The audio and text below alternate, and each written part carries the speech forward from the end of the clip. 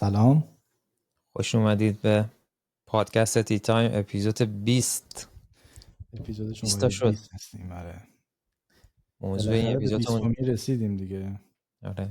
موضوع این اپیزود در مورد کتاب اولترا لرنینگ بای اسکات یانگ، یا تو ایران چی ترجمه کردن کتابو؟ فکر میکنم یادگیری شدید ترجمه شده. یادگیری شدید یا یادگیری سریع هم مثلا میشه گفت بهش. سریع همچین سریع هم نیست، با اون مراحلی که این گفته همچین هم سریع نیست. والله. آره، ولی چه میدونم مثلا فوق یادگیری هم شاید بشه معنیش کرد. نمیشه؟ دیگه فکر میکنم الان همه میدونن اولترا یعنی چی. مثلا ما اولترا ساوند داریم، فراسوت. مثلا ما ماراتون هم میدونیم، اولترا ماراتون هم داریم، از ماراتون بیشتر یعنی فرای اون یادگیری. آره. اونورتر است. اوکی. قبل از اینکه بریم سراغ کتاب، موضوعی هست که بخوای راجعش حرف بزنی؟ من اتفاقا اخیراً یه کاری رو شروع کردم که بی ربط به کتاب هم نیست. من یه چند وقتیه یه چالشی رو شروع کردم به نام چالش پاباز. دیدم استوری میذاری. بله.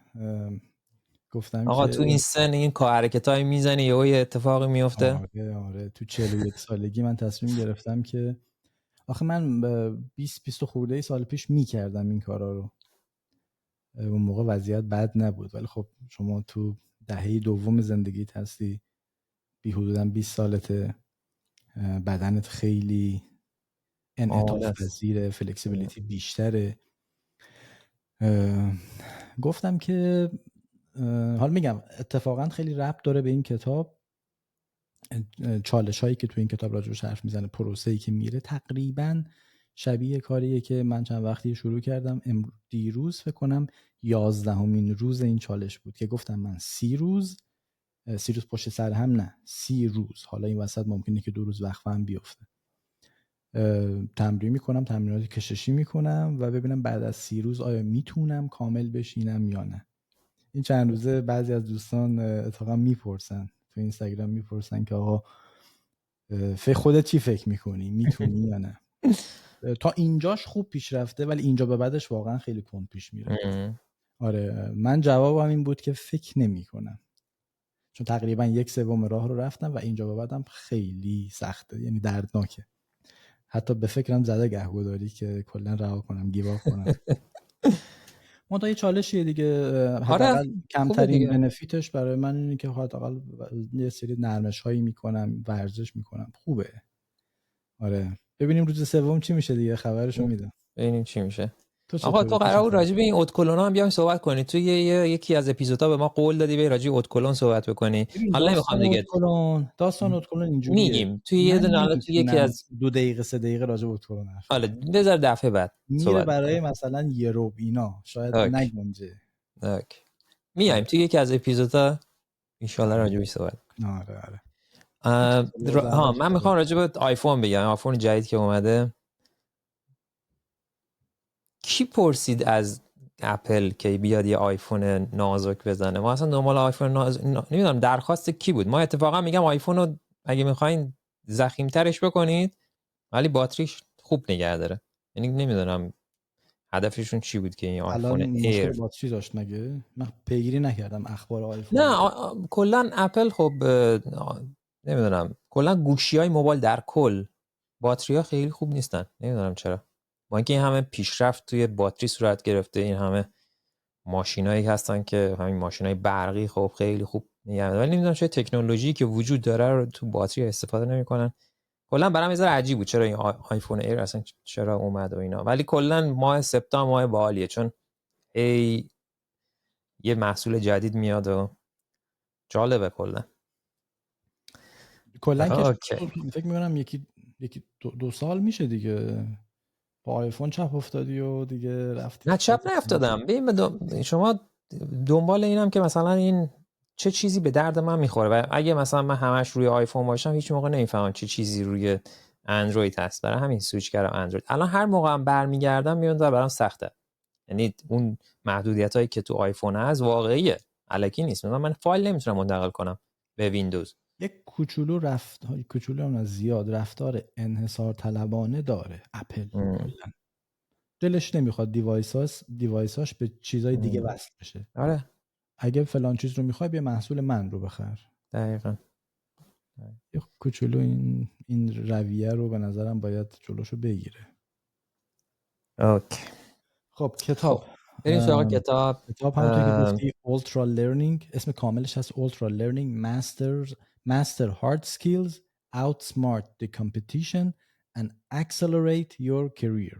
این اسم کامل کتابه. به ترجمه همینجوری خودمونی بخوایم بکنیم Ultra Learning بگیم به نظر من ها. Ultra Learning اوکی. به ترجمه خودمونی بخوایم بگیم اون توضیح اضافهش که دادی چی میشه مثلا؟ چون هر عنوان کتاب یه ساب تایتل یا یه زیر اسمی هم داره که گفت خوندیش. یه ترجمه همینجور خودمونی مثلا میشه گفت برای اون Ultra Learning اون زیرش که خوندی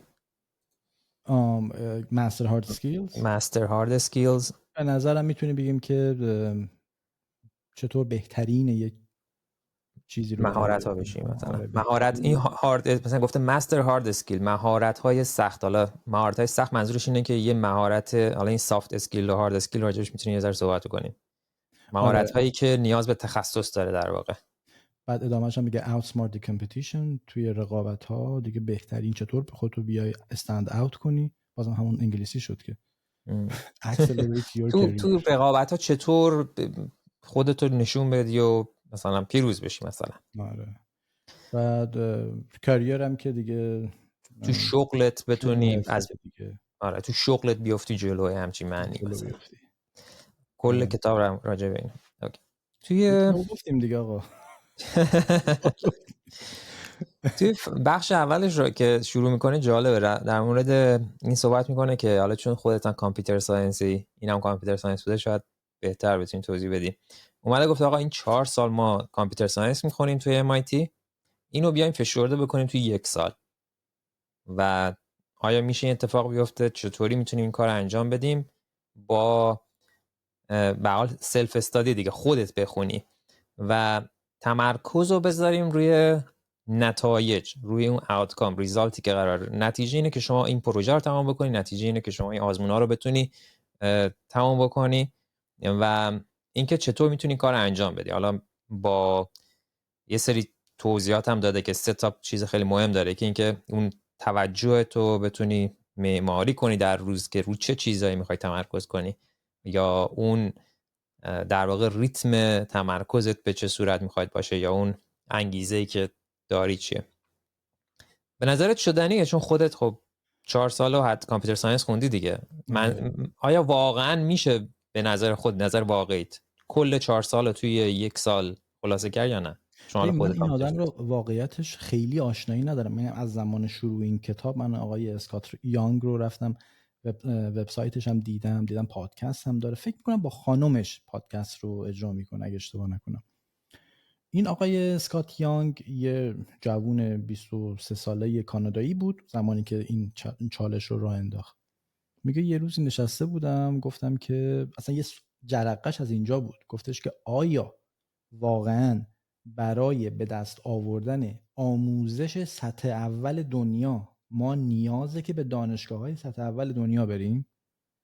گفت جرقش از اینجا خورد که بعد به این نتیجه رسید که من یه پروژه‌ای رو تعریف میکنم به نام MIT Challenge، چالش MIT، که درس‌های 4 سال کامپیوتر ساینس رو بیام تو 1 سال خودم بخونم و امتحان بدم.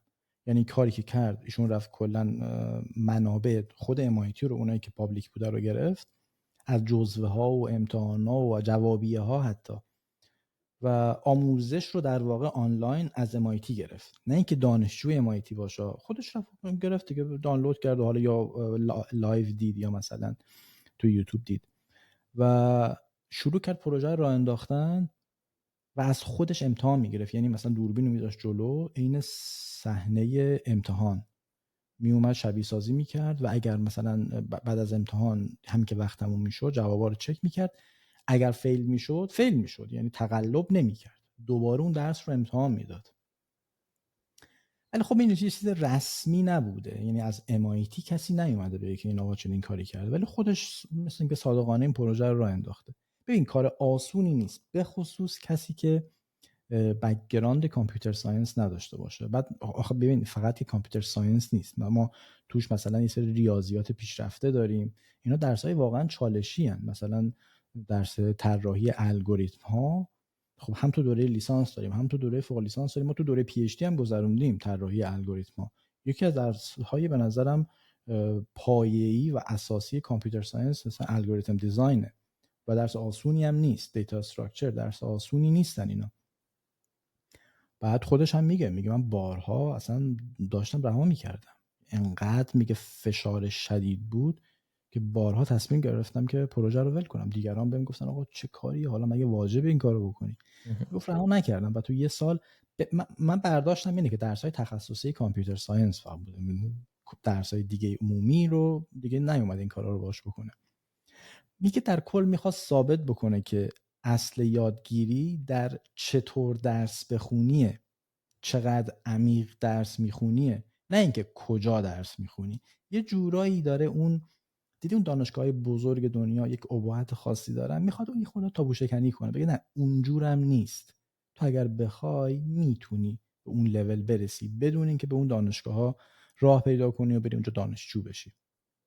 تو روانشناسی هم به میگن self directed learning، یادگیری خودمحور، که معمولا تو بزرگسال‌ها، چون اونایی که بچهای مثلا ابتدایی هستن که هنوز نمیدونن، به اون درک نرسیدن، ولی تو بزرگسال‌ها این self directed learning نتایجش این آقای اسکات یانگ میگه خیلی فوق‌العاده است، خیلی خوبه. در واقع البته فاکتور سن که گفتی هم خیلی تاثیر داره، یعنی سنت باید به یه حدی رسیده باشه. یکی همین که من خودم میگم این مهارت خود یادگیری رو مثلا تمرین میکردم موقعی که دبیرستان بودم یا رفتم دانشگاه، اینا مثلا میرفتم میگفتم الان میخوام فتوشاپ یاد بگیرم. یادم اولین باری که من یاد گرفتم که چطور با فتوشاپ کار کنم من لیسانس بودم و خب این آدم خب با ترس و لرز شروع میکنی یه چیزی رو یاد میگیری، ولی اون مایندست و اون ذهنیتی که آدم میتونه هر چیزی رو یاد بگیره رو یه مقدار هر چی سنت میره بالاتر و مخصوصا من بعدی که پی اچ دی رو گرفتم اونقدر به چالش کشیده میشی که این به چالش کشیدن انگار این ماهیچه اولترا لرنینگ تو قوی میکنه. یعنی میگی آره من خلبانی من میتونم یاد بگیرم. میدونی چی میگم؟ یعنی باور میکنی که هر چیزی شدنیه اگر روش وقت بذاری، اون توجهی که توی این اولترا لرنینگ بهش اشاره کرده. بخش دومش در مورد همین اولترا لرنینگ رو دیگه تعریف میکنه که منظور من چیه. میگه که آقا شما 3 چیز خیلی مهم رو اینجا گفته. میگه که اون یادگیری تو باید مدیریت بکنی. اولین چیزش اینه که تو انتخاب میکنی که کی میخوای اولترا لرنینگ رو به کار ببری، تو چه چیزی. آیا مثلا میخوای زبان یاد بگیری؟ خب تو مشخص میکنی تو چه فیلدی میخوای اولترا لرنینگ تو دکمهشو بزنی. این مسئله اوله، نکته اولش. نکته دومی که تو راننده این مسیری، تو مشخص میکنی که چطور به چه جهتی میخوای بری، چه کارهایی رو میخوای انجام بدی، نه اینکه یه برنامه دانشگاهی برات تعیین کرده باشه چه کورسایی رو بخوای بگیری. نه، تو مشخص میکنی چی برات اهمیت داره. و 3 اینه که مؤثر انجامش بدی، نه لزوما راحت. این 3 اصل رو گفته. اینا در واقع ویژگی های اولترا لرنر رو داره میاد میگه. منظورتونه دیگه، درسته؟ دقیقاً. اوکی، اینا یعنی این صحبتایی که میکنه قبل از متا لرنینگه. آره. یه توضیح کلی میگه کلا اولترا لرنینگ یعنی یک استراتژی داشته باشی، تو مشخص کنی، راننده تویی و مسیر لزوما راحت نیست، به طور مؤثر باید انجامش بدی. آره. در واقع و یه جوری میگه که تمرکزت هم بر نتیجه باشه، چیزی که چند دقیقه پیش گفتی. دقیقاً. یعنی تو مسیری بری که مطمئن شید این مسیر داره تو رو به نتیجه میرسونه، نه اینکه لزوما نتیجه بگیری اون موقع، تو رو به نتیجه میرسونه، مسیر رسیدن به دقیقاً. بعد میاد میگه که اوکی، حالا تو بخش 3 میاد میگه اوکی برای خودت یه پروژه تعریف کن. حالا اون پروژه ممکنه هر چیزی باشه، ممکنه یادگیری زبان باشه، ممکنه میخوای اپلای کنی برای دانشگاه آمریکا، میخوای به هر جای دیگه، میخوای کدینگ یاد بگیری، میخوای یک نرم افزار یاد بگیری، هر چیزی که به عنوان یه پروژه و تو تعریفش کردی. من الان میاد اینجا میگه که 9 تا اصل رو میگه در واقع، از اینجا به بعدش دیگه میاد وارد این اصولی میشه که برای هر کدوم یک فصل توی یه فصل توضیح داده و میگه که چطور ما بیایم یک اولترا لرنر بشیم، یه آدمی که خود آموزش شدیده آره. و بتونه اینو یاد بگیره. در مورد این صحبت میکنه و آره، آموزش خودمحور رو در واقع میاد از اینجا استراتژیاشو که میگه اولین مرحلهش اینه که شما متا لرنینگ رو بدونی چیه.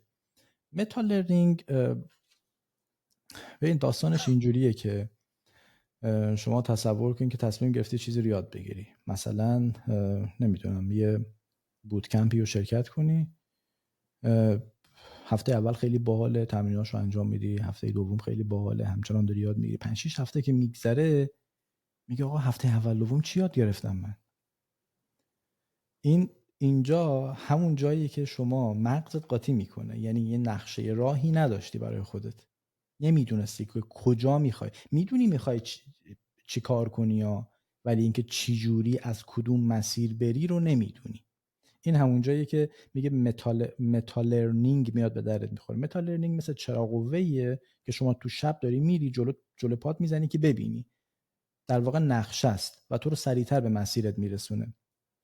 ما تو علوم شناختی هم یه چیز داریم به نام متاکاگنیشن، یعنی آگاهی از فرایندهای ذهنی خودت، حضور داشته باشی که الان داری چه کار میکنی. تقریبا شبیه همونی که بچه‌ای که سم هریس رو میشناسن بهتر میدونن که سم هریس میگه که یه فیلسوفه در واقع، میگه که آقا شما مایندفولنس داشته باش، یعنی همون لحظه کاری که میکنی رو بدون داری چه کار میکنی در لحظه. این متاکاگنیشن هم در واقع همونو میگه قشر جلویی مغز ما به تو میگه که تو مسئول اهداف و استراتژی هستی. خب یه جاهای دیگه مغز میگه تو مسئول نگهداری داده هستی. حالا اگر متا لرنینگ رو نداشته باشی، نقشه راه رو نداشته باشی، مغزت قاطی میکنه. میدونی کارایی میخواستی بکنی ولی نمیدونی داری چوری به هدفت میرسی. این همون جاییه که خیلی وسط راه میمونن، وسط راه خراب میکنن و زده میشن. چرا؟ چون نقشه راه ندارن. مثلا میخوای زبان انگلیسی یاد بگیری یا زبان فرانسه یاد بگیری، سری میری شروع میکنی کتاب خریدن. میگه که شما یه تایمی باید بذاری از قبل، حالا یا چند ساعت یا چند روز، که ببینی اصلا برای چی میخوای زبان فرانسه یاد بگیری، به چه هدفی، آیا برای سفره، آیا برای سفره که تو نیاز نیست گرامر یاد بگیری.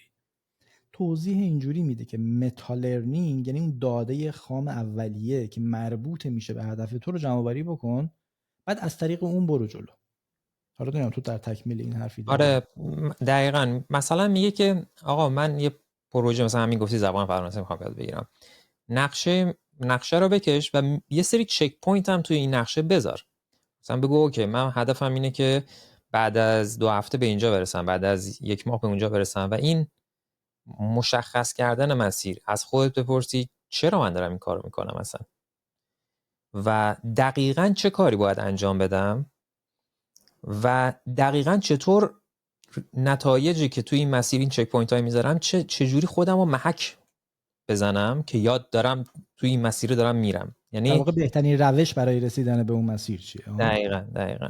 و این روش ها باید قابل اندازه‌گیری باشه و مشخص باشه، یعنی برای خود در واقع اون مسیر رو مشخص کن. این اولین اصل اینه که شما تبدیل به یک اولترا لرنر بشید، اینه که نقشه اون مسیر رو برای خودت بکشی، نقطه‌ای که الان هستی، نقطه‌ای که میخوای بهش برسی و دقیقاً از چه مسیری میخوای رد شی، و این چک پوینت ها که میگه میتونه کمک کنه بهت که تغییر مسیر حتی بدی، ولی باید از قبل مشخص باشه که میخوای چی کار کنی.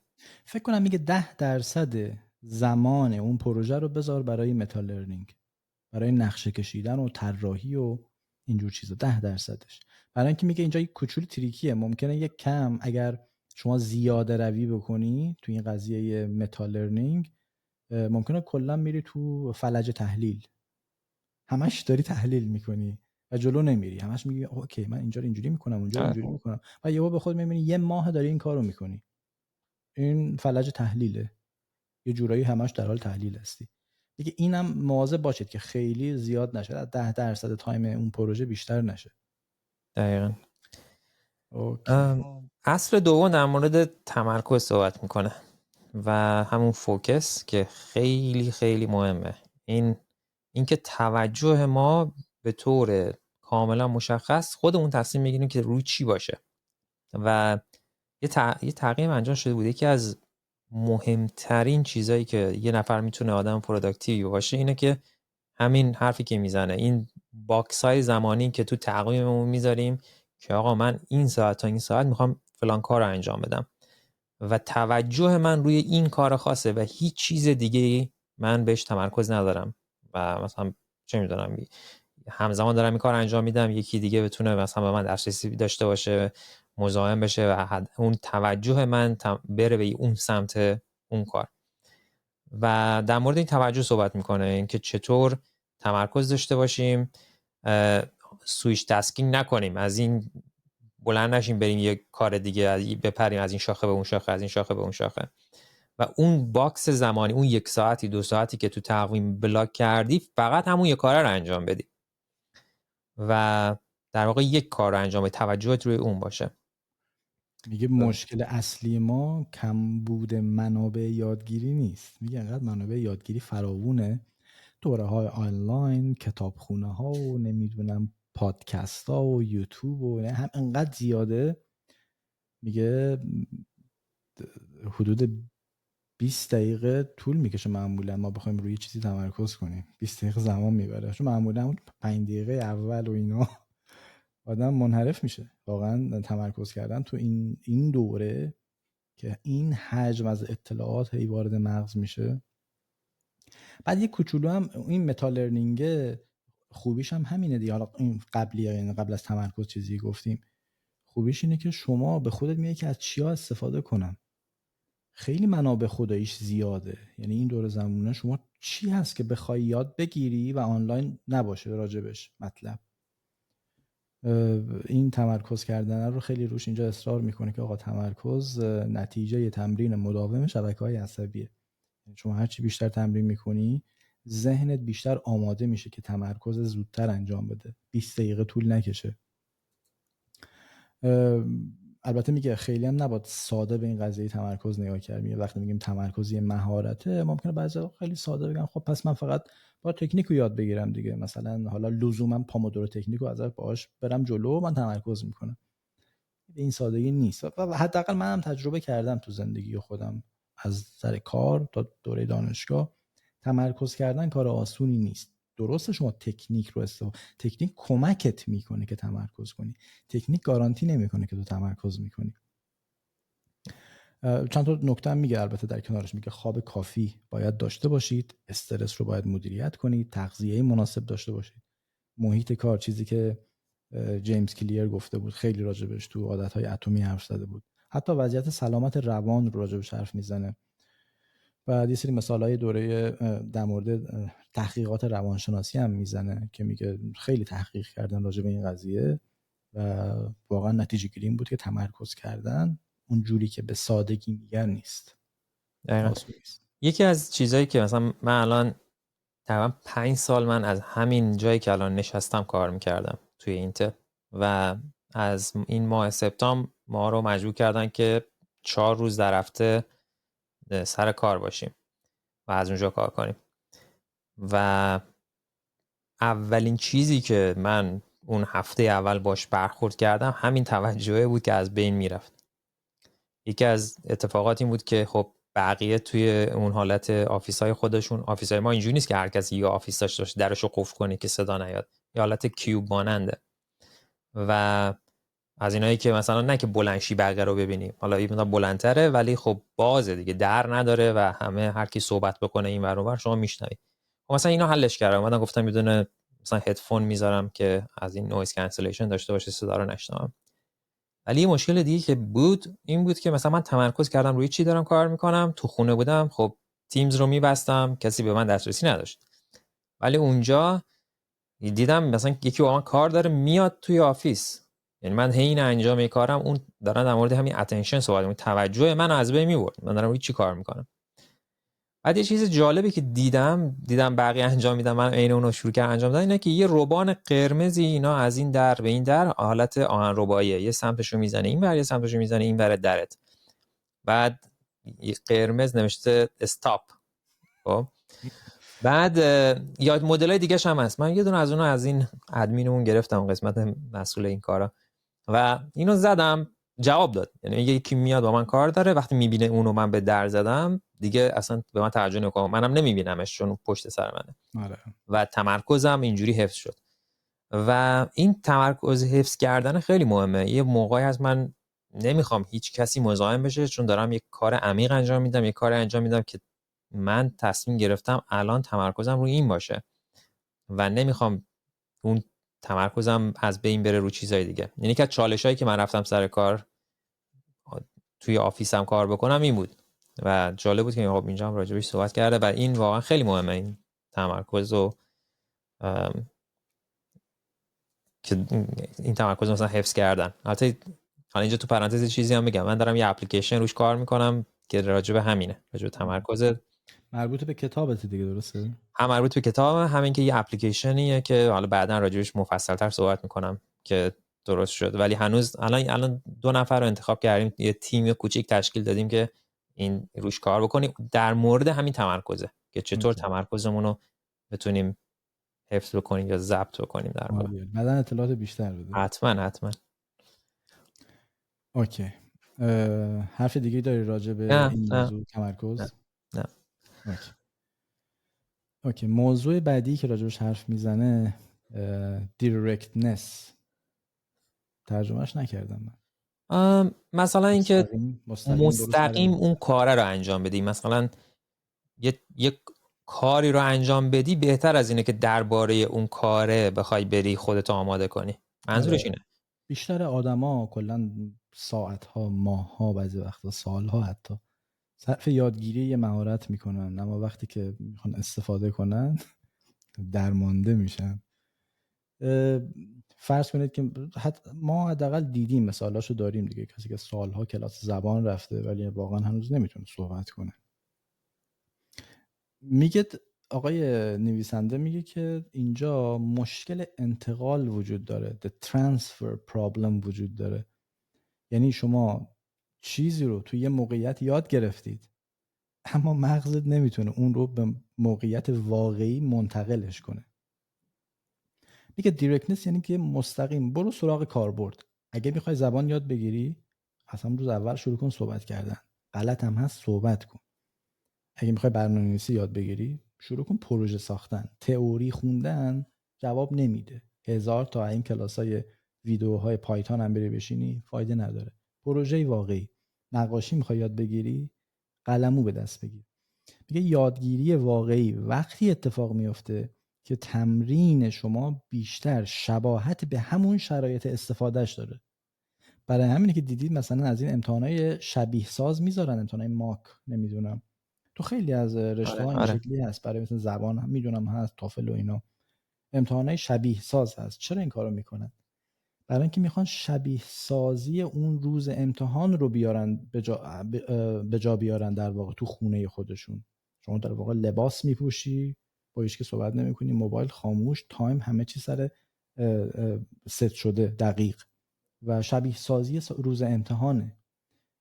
میگه این کار باید زیاد انجام بشه. برای همش میگه دیرکت باش، مستقیم برو سر اصل مطلب و دست به کار شو. خودش هم یکی از این پروژه های دیوانه‌وار رو انجام داده. این کارا زیاد میکنه. با یکی از دوستاش گفتن که آقا ما 1 سال اصلا انگلیسی حرف نمیزنیم. پا شدن رفتن 2 تا از این کشورها، یکیشون فکر کنم مکزیک بوده، رفتن اسپانیا یاد بگیرن. اسپانیا و چین و فرانسه، اسپانیا، چین، کره و یک کشور دیگه بود که رفتن. این کارهای این شکلی میکنه دیگه با یک از دوستاش. بعد میگه که با ایما و اشاره مثلا شروع میکردن، یعنی تعطیل. ولی میگه که بعد از مثلا 1 هفته 1 ماه ما میدیدیم که اونقدری که یاد گرفتیم چند برابر اون رو باید زمان میذاشتیم که حالت عادی با کلاس رفتن و با کتاب خوندن و اینا یاد میگرفتیم. و تصور کن شما 1 سال زبان خودت رو صحبت نکنی اصلا. دقیقاً. خیلی یه چیز خیلی جالبی که توی این قسمت توی این فصل شما دوست داشتم این بود که میگفت مستقیم ترین شکل تمرین برای اون مهارتت چیه؟ میخوای زبان یاد بگیری؟ مستقیم ترین شکلش اینه که با یک نفر صحبت بکنی. میخوای پایتون میخوای کد نویسی یاد بگیری؟ مستقیم ترین شکلش اینه که یه اپلیکیشن کوچیک برای خودت بنویسی. پس یعنی این حالت تمرین مستقیم ترین شکل اون کاری که میخوای انجام بدی چیه؟ میخوای ویدیو ادیت کنی؟ مستقیم ترین شکلش اینه که یه ویدیو 20 ثانیه‌ای بذار ببین فیدبک بگیر این چیه.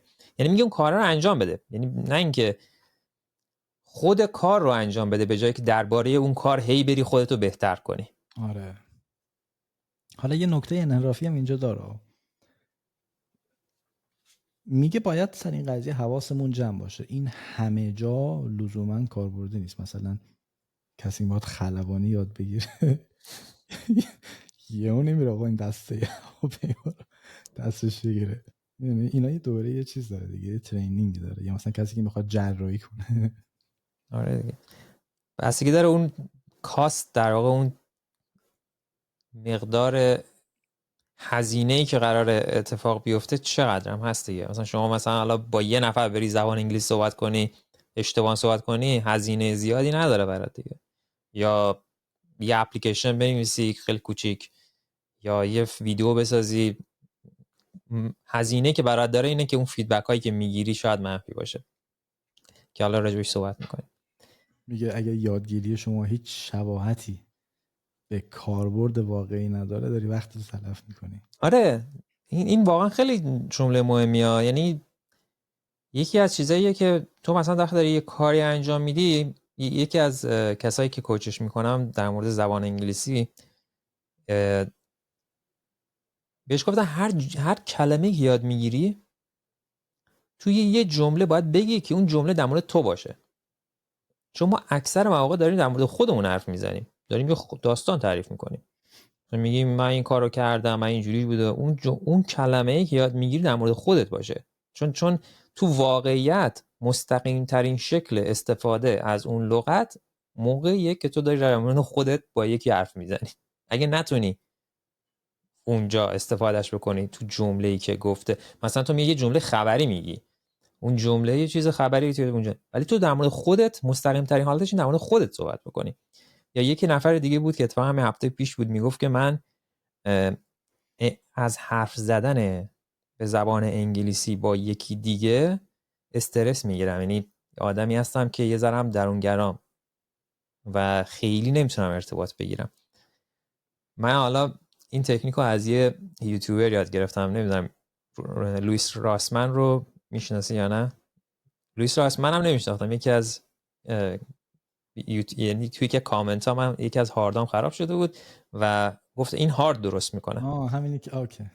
بعد از اینکه یه مدت کارش میره جلو اینا، بعد این علاقمند میشه به حقوق مصرف کننده ها، اینکه مثلا ما دیتا هامون دست شرکت ها میفته. این کلا شکایت میکنه از اینا. آره، کلا کار سرش درد میکنه برای این کارا. آره. خیلی آدم باحالیه. و توی یکی از ویدیوهاش میگفت که داشت در مورد این میگفت که شرکت BMW خیلی از چیزا رو سابسکریپشن گذاشته براش. یعنی شما مثلا اتوپایلوت ماشین بعد از 6 سال از کار میفته، در صورتی شما هاردورش رو داری. مثل اینمونه که شما یه کولر ماشین تو خریدی، کولر داره، بعد 6 سال میگن دیگه الان باید ماهی اینقدر بدی تا این کولرش رو بتونی استفاده بکنی. میگفت وقتی هاردورش هست چرا من دوباره باید پول بدم که این فعال بشه؟ بعد یه مثالی زد اونجا، گفت اگه سوشال انگزایتی داره، یعنی تو جمع حرف زدن براتون سخت و اینا، برید این دیلرشیپا تو آمریکا، میدونی این دیلرشیپا بری، یعنی بنگاه خرید ماشین بیاری، با یه ماشین میای بیرون. اینقدر که اینا حرف میزنن و راضیت میکنن، نمایندگی‌های فروش ماشین با راضیت میکنن، شما هر جوری بخوای یه ماشین رو بهت میدن، بری توش با ماشین اومده بیرون. بعد میگه برید اونجا خودتون رو به چالش بکشید، اگه توی حرف زدن مشکل دارید با اون دیلر صحبت کنید، همه این کارا رو انجام بدید، برید تا پای معامله. یعنی همه اینا رو، این صحبت کردنه اون دارید انگار کلاس درسه وقتی داری با یه دیلر صحبت میکنی، با یه فروشنده ماشین. بعد آخرش بگید که چون این سابسکریپشنش بعد 6 سال تموم میشه، من این ماشین رو نمیخوام. سابسکرایب باید بکنی برای چیزی که هاردورش تو ماشین هست. گفت این 2 تا پیام داره. پیام اولش اینه که شما زبان انگلیسی، اون سوشال انگزایتی تو یا اون ترس از تو جمع صحبت کردن تقویت کردی. پیام دومش اینه که اینا به حال یه ریپورتی به اون شرکت میکنن دیگه، میگن آقا یکی اومد تا محله خریدم رفت ولی نخرید به خاطری که این پولیه. یه ریپورتی هم اونا به این میدن که آقا ما اینو بهتر حذف بکنیم وگرنه. البته بگم این کمپانی‌ها انقدر قویان، دیگران هم این کارو کردن، فقط BMW نیست، بقیه هم این کارا رو کردن. متاسفانه داره فراگیر میشه دیگه این قضیه. ماشین رو بهت میفروشه، میگه اگه میخوای مثلا صندلی گرم کنش فقط 1 سال اول فعال، از سال دوم بیا مثلا ماهی اینقدر بده. آره. آقا مگه من اینو نخریدم؟ مگه من اینو کلا خود ماشین رو با همه متعلقاتش رو نخریدم؟ چرا دی اکتیو میکنی مثلا صندلی گرم کنشو؟ اوکی. از کجا به کجا رسیدیم؟ در مورد مستقیم ترین شکل تمرین برای مهارت بود که من به اونی که کوچ می‌کردم گفتم من اینم از خودم یاد نگرفتم، از یه نفر دیگه گفت ولی میتونی تمرین رو بری انجام بدی، تاثیر داره. مورد بعدی اصل 4 دریل. یعنی در واقع شما گفته برو مستقیما سراغ اون چیزی که ضعیفترین ضعفته. ضعیفترین یعنی نقطه ضعفته در واقع. ضعیفترین منظورش اینه که سراغ نقطه ضعفت. نقطه ضعفت. آره. میگه یادگیری عمیق نه در تمرین‌های کلی بلکه تو تمرین‌های هدفمند در نقاط ضعف، اونجاست که یادگیری کامل شکل میگیره. قضیه رو شنیدی دیگه، قوی ترین در واقع قدرت یک زنجیر، یک رشته زنجیر رو تصور کن، قدرتش در ضعیفترین حلقشه. یعنی تا جایی که ضعیفترین حلقه دووم بیاره این زنجیر قدرت داره، این پارش، یعنی در واقع قدرت زنجیر وابسته است به اون ضعیفترین حلقش. متوجه شدم. توی شیمی هم ما داریم مثلا این سری واکنش شما انجام میدی، یکی بهش میگن لیمیتینگ رییجنت، محدود کننده واکنش. شما یه واکنشی که A, B, C با هم مخلوط میشن، یه سری مواد شما میدن، اونی که از همه زودتر تموم میشه محدود کننده اونه دیگه. یعنی اون واکنش تا موقعی پیش میره که اون هست، اون تموم بشه دیگه در واقع به اون ضعیفه بستگی داره. به اون ضعیف است. ضعیفترین هر چی ضعیفتر باشه باز این قدرت کلیش کم میشه در واقع. 3 تا پروتکل داره دیگه در واقع. یه قیف رو در نظر بگی، شما تو قیف یه چیزی که میریزی اولش خوبه، به اون قسمت پایینش که میرسه یهو به اون میگن باتل نک. میگه اون باتل نک رو شما باید بیای پیدا کنی کجاست. تو هر پروژه، اگه تو یادگیری زبانه احتمالاً مثلا اکثر آدما گرامرشون، پیدا کن. اگه مثلا تو صحبت کردن تلفظ نقطه ضعف رو پیدا بکن، بعد جدا بکن از بقیه مهارت‌ها، روش تمرکز بکن. دریل مته است دیگه، مثل مته برو توش انقدر روش کار بکن به اندازه کافی که خوب شد دوباره بیا ادغامش بکن با بقیه چیزا، دوباره کل پروژه رو برو جلو. این در واقع خلاصه این مبحث دریل هست. نمیدونم تو نکته مثالی چیزی. آره، من یه مثالی که تو زندگی خودم یادم افتاد در وقت داشتم این چپتر رو میخوندم این بود که موقعی که من برای کنکور خودم آماده میکردم، کنکور سراسری، من 2 تا درس رو خیلی بد بودم توشون. یکی عربی بود، یکی فیزیک. دقیقاً این اتفاقی میگی، برادر من اومد به من گفت که آقا من مثلا شیمی رو میخوندم، برنامه رو آوردم بهش گفتم مثلا این برنامه من ایناست. بعد گفت چرا اینقدر شیمی توش هست، نمیدونم یا زبان انگلیسی. گفتم اینا رو دوست دارم. گفت کلاً تعطیل، فقط از این به بعد فیزیک و عربی، یعنی ضعیف ترین چیزایی که اصلا ازش بدت میاد، متنفری، اون باتل نک، اون گلوگاه، این دوتاست. و اومد گفت مثلا عربی رو مثلا این 2 ماه فقط عربی میکنی، هیچ چیز دیگه با فیزیک. و یادم اون موقع گفتم مثلا آقا من اصلا فیزیکو خودم هم همینجوری میخونم یاد نمیگیرم. یادم اون موقع مثلا گفت اوکی بیا یه معلم میگیری برات. بعد به معلم میگفت توی کنکور چه مثلا اون معلم خیلی وارد بود چون سالهای سال کنکوری درس میداد.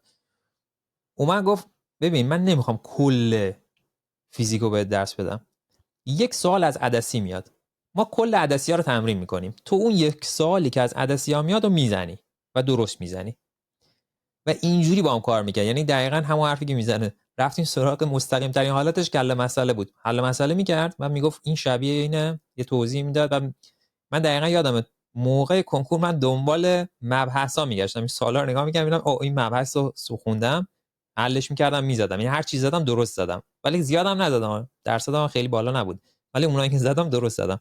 یعنی اون گلوگاه رو اینجوری یادم میاد. مثلا این مثالی که از زندگی واقعی بود موقع داشتم اینو میخوندم این بود که گلوگاه اونایی بودم، فیزیک بود و عربی بود و تمرکز رو گذاشتم روی اونا و مطلبی هم که داخل این فصل گفت راجع به همینه. عربی و کی بود که روش ضعف نداشت؟ کسی میشناسه خیلی سخت بود جدی ها. بعد مثلا به زورم تو بچپونی آقا کسی دوست نداره دیگه، حالا بیا خود فاز انتقادی هم بگیریم. والا یه کوچولو مثلا رو انگلیسی اگه بیشتر تمرکز میکردن سیستم آموزشی، به نظرم زبان انگلیسی رو دیگه مجبوری گذاشتن. یعنی بعدش مثل اینکه صحبتش هم بود که بردارن کلا زبان انگلیسی رو بردارن، چند سال پیش صحبتش بود. رشد سریع از طریق تمرکز روی ضعیفترین بخش. فقط یه نکته داره اینجا، دریل کردن یعنی تمرکز گذاشتن رو نقطه ضعف اگر زیادی بشه کسل کننده است. یعنی از دیگه شما بگی آقا این نقطه ضعف من فقط میخوام عربی بخونم دیگه بقیه نه، اونم یه حد داره. از یه جایی به بعد یه خورده ممکنه خطری باشه، با حواسمون باشه.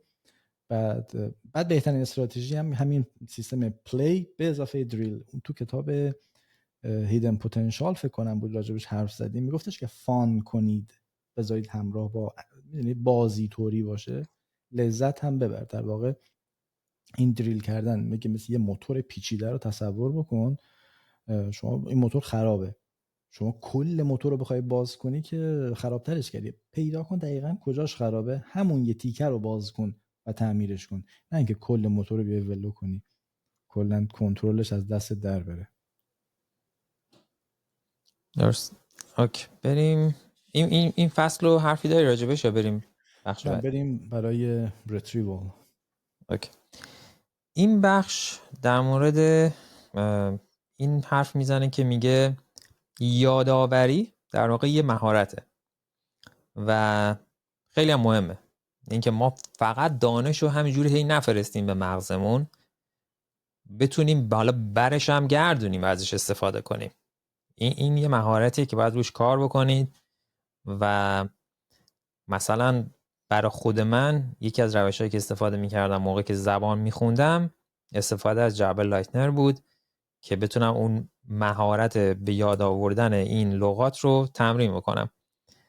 و خیلی اتفاقات دیگه میگه ما خیلی موقع هی دانش فقط، مثلا الان شما دارید این پادکست ما گوش میدید، وقتی این پادکست تموم میشه مثلا خود من چند هفته دیگه اصلا خیلی شاید مثلا 2-3 تا نکته یادم باشه، بعد مثلا 6 ماه دیگه شاید یه چیزی یادم بیاد، یه سال دیگه اصلا یادم نمیاد راجع به چی حرف زدیم داخل این پادکست.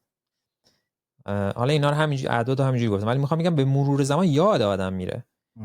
ولی یه کاری که من خودم انجام میدم برای که به ذهنم بمونه اینه که میگم آقا یه جمله من از این یاد گرفتم چی بوده و اون یه جمله رو تو تقویم گوگل هم مینویسم. یه جمله از این من یاد گرفتم امروز، اینو توی اون تقویمه، توی یکی از اون تقویم‌ها مینویسم. و این یک جمله یا یه چیزی که میتونم تو زندگیم به کارش ببرم.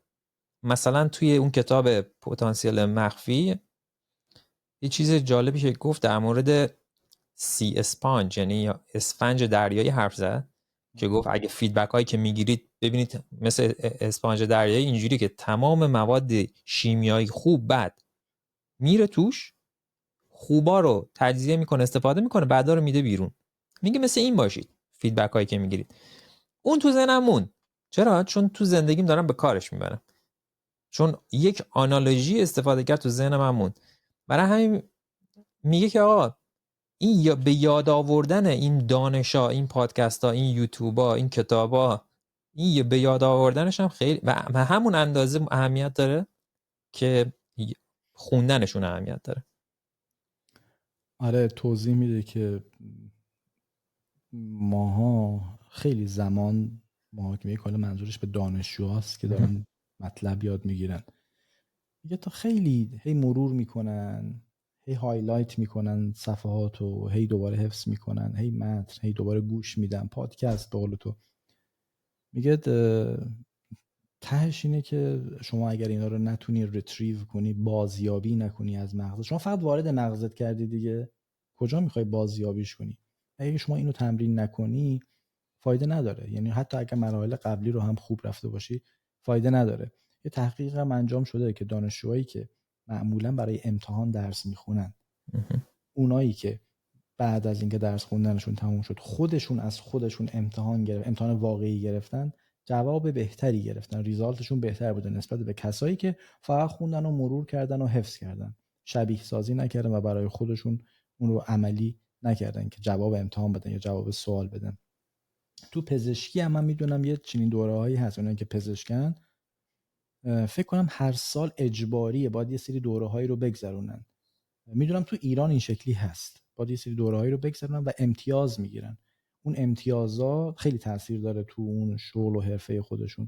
اگه اون امتیازا رو نگیرن فکر میکنم یه اتفاقاتی براشون میفته سر لایسنس پزشکیشون. باید هر سال اون دوره‌ها رو بگذرونن ولی نمیتونن تمدید کنن فکر کنم. بعد چند تا در واقع راهکار هم میده دیگه، چند روش میده. سلف تستینگ، به جای مرور از خودت امتحان بگیری. فلش کاردز، همون چیزی که خودت گفتی، از فلش کارت استفاده بکنی. یاد دادن، چیزی که یاد گرفتی رو به دیگران یاد بدی. این یکی از بهترین روش‌های ریتریو کردن، یعنی بازیابی کردن اطلاعاته که مغز رو مجبور میکنه اون چیزی که وارد شده رو دوباره پس بده. و MIT چالش هم که یکی از همون به نظرم مثال‌های بزرگه که تو این کتاب میشه ازش یاد کرد. اینجا از یه اصطلاح باحالی استفاده میکنه، desirable difficulties، سختی‌های مطلوب. سختی‌های مطلوب من خیلی دوست داشتم. منظورش اینه که بعضی موانع و سختی‌ها تو فرایند یادگیری در لحظه ناخوشایندن، اینا اعصابتو خورد میکنه، سخت، آزاردهنده است، اما دقیقاً همین سختی‌ها باعث میشن که شما تو بلند مدت عمیق‌تر و پایدارتر یاد بگیری و قابل انتقال‌تر باشه. در واقع وقتی که شما ریتریو میکنی، بازیابی میکنی، منتقلش میکنی. اگه یادگیری میگه خیلی راحت باشه، احتمالاً سطحی یاد گرفتی. دقیقاً فکر میکنی که یادگیری خیلی راحته. یه چیزی هم در مورد حالا همین درس خوندن، من شیوه خود من مثلا من که حالا میپرسید مثلا خودتو آزمون بگیری، این بود که خلاصه مثلا من توی یک صفحه که می نوشتم، پشت صفحه از خودم راجع به چیزی که اون ور صفحه نوشته بودم سوال می نوشتم و دفعه بعد که میخواستم اینو مرور کنم نمیرفتم اون سمتی که توضیحات رو بخونم، سمت سوالات رو میخوندم و ببینم آیا این سوالا رو میتونم جواب بدم یا نه. و یه کار دیگه هم که حالا اینجا هم میگفت مثلا درس به یکی بتونید درس بدی اونو، این هم ما انجام میدادیم. یعنی یه گروهی داشتیم که با هم تایم میذاشتیم، میرفتیم توی کتابخونه و یه مبحث رو میرفتیم توضیح میدادیم برای یکی دیگه. این اصلا تاثیرش خیلی زیاده، چون وقتی داری یه چیزی رو برای یکی دیگه توضیح میدی قشنگ تو ذهن آدم میمونه، چون یک آدم یه دیسیپلینی میگیره اون لحظه که میگه من دارم اینو الان توضیح میدم، درست توضیح بدم، همه اون ماهیچه های به یادگیری تو داری به چالش میکشی و خیلی تاثیر داره. یعنی همین به خودتو تست کردن و به یکی آموزش دادن، حتی مثلا شده به حالت خیلی رسمی هم نباشه، مثلا شما یه لغت رو خوندی، یه میخوای انگلیسی حرف بزنی، با مادر، پدر، برادر خواهی شروع کنه انگلیسی حرف زدن، حالت فان داره، ولی چون انگار داری خودتو به چالش میکشی، داری درس میگی، بیا بدین اون لغت رو درس بدم مثلا، تأثیر میذاره توی این ماهیچه به یادگیری رو شما هی تقویت بکنی. درس دادن به خصوص ساده سازی کردن یه مبحث پیچیده رو بتونی به ساده ترین شکل توضیح بدی. دقیقاً. موضوع بعدی فیدبک، بازخورد مثل چیزی که خودم تجربه کردم دیگه. من البته اینو بارها گفتم، حالا باز یه بار دیگه هم مثال بزنم. من زمانی که میخواستم بخونم برای امتحان تافل، خب من سربازیم تموم شد، من رفتم دانشگاه، لیسانس تموم شد، و برای اینکه پاسپورت بگیرم رفتم سربازی تموم شد، اومدم حالا میخوام زبان بخونم. سر 29 30 سالگی شروع کردم. ببین تراکتوری داشتم لغت یاد میگرفتم، لغت انگلیسی. کلا هم ایده ای نداشتم مثلا شما باید چوری زبان یاد بگیری. بعد چیزایی که خودم یاد میگیرم، چون معلم نبود دیگه، خودم حفظ میکردم و تلفظا غلط. یعنی بعدن که اومدم آمریکا فهمیدم من چقدر از کلمات رو اشتباه تلفظ میکردم. بعدن در طول تحصیل فهمیدم، در موقع صحبت کردن با آمریکایی‌ها فهمیدم خیلی چیزا. این همون فیدبک است. کسی نبوده بهم بگه اون موقع که یاد میگرفتم بگه آقا اینجا تلفظت غلطه، اینجا این شکلی داری یاد میگیری، این اشتباهه، درستش اینه. مغز باید یک فرصتی داشته باشه که بتونه اصلاحش بکنه. چون هیچ کس اشکالات و تلفظ رو بهم یادآوری نمی‌کرد، اون خطا تو من مونده بود. حالا بماند که بعدن خیلی‌هاش رو اصلاح کردم ولی موندن، یه سریاشون موندن هنوز. و بی‌تعارف میگم این چیزیه که آخه کار مغزه دیگه. یعنی اگه دگمه که نیستش که شما یه دگمه اصلاح تلفظ‌ها رو بزنی و درست بشه، زمان میبره خیلی. کلا هم میگه که دنبال انتقاد باشید نه فقط تحسین. فقط ماشاءالله و بارک الله حالا خیلی هم خوبه ولی همیشه هم نه. دنبال انتقاد باشید، بازخوردی که درباره کار شماست نه شخصیت شما. کلا ببین انتقاد، فیدبک کلا خوشایند نیست. ببین چیزی که منفیه دیگه. حالا و این میگه که نذارید تأثیر بذاره، اگر تا جایی که به شخصیت ربطی پیدا نمیکنه، راجع به خود کار باشه. بازخورد هر چیز زودتر هم باشه، مثل مثال خودم، هر چیز زودتر باشه موثرتره. و یه نکته مهمی که من خیلی دوستش دارم، دلم میخواد این مثالم راجعش بزنم، در مورد فیلتر نویز حرف میزنه. بگیم بازخوردایی که میاد همشون بازخورد نیستن، بعضیشون نویزن، بعضیشون به درد نخورن، آتاشقالن. اینجا چیزیه که خیلی از آدما تو زندگی، کلا تو زندگی حرفه‌ای و تو زندگی معمولی روزمره خودشون باش مواجه میشن. چیزهایی که شما باید روش تمرکز بکنی، جاهایی که شما باید حواست باشه چی واقعاً کانستراکتیو، سازنده است برای تو، چه چیزی برای تو سازنده نیست. این نویزها رو جدا کنی. این نویز یه مثالی از آقای کی بود سی او اپل، بنده خدایی که فوت شد، استیو جابز. آره میگن که این انقدر تمرکزش بالا بود، 80% مسائلی که یعنی پروژه هایی که تعریف میکرد رو خودش شخصا روش تمرکز میکرد. از 100% معمولا 80 خیلی درصد با یه ریت خیلی بالاییه، 80% رو میومد به نتیجه خوب میرسید. و این برای من خیلی جالب بود که چطور یه آدم میتونه 80% پروژه های سنگین رو 100% درست جواب بده، یعنی از اون 80% 100% کامل بشه. خیلی برای من جالب بود. فیدبک به نظر من اگر تخریبی نباشه، آدم حواسش هم باشه که چی رو فیلتر بکنه، خیلی کمک میکنه. این البته خیلی کار ساده هم نیست. مثلا من خودم مثال بخوام بزنم در مورد فیدبک، وقتی آدم مثلا توی سوشال میدیا، توی یوتیوب، اینستاگرام شروع میکنه اون چیزی که میدونه رو شروع میکنه درس دادن، یا ورزشکار شروع میکنه در مورد ورزش صحبت کردن، یا هر چیزی، اگه دقت کرده باشی تو قسمت کامنت ها قطعا آدمای پیدا میشن که نقد میکنن کاراتو در مورد هر موضوعی شده. مثلا من الان توی آره مثلا من الان یه کانال به زبان انگلیسی درست کردم، یوتیوب دارم حرف میزنم، پیدا شده مثلا 1-2 نفر کامنت میذارن مثلا برو لهجه‌تو درست کن، یا میدونی خب این یه نقده. خب ولی از نظر من نویزه، چون من خب من این لهجه رو دارم، من اینو نمیتونم کاریش بکنم، واقعا کارش نمیشه کرد. خب من اینو نمیتونم کاریش بکنم. ولی مثلا اگر شما مثلا بیای راجع به یه موضوعی یکی بهت نقد میکنه، مثلا یه نفر تو همون کامنت ها نوشته بود که مثلا ادیت تو یه ذره بهتر کن، موضوعت خوبه ولی ادیتت خیلی خوب نیست. دیدم درست میگه، رفتم گفتم اوکی من یه کاری که میتونم انجام بدم چیه که این ادیتمو بهتر بکنم. از تو ویدیوهای بعدیم ادیتمو بهتر کردم.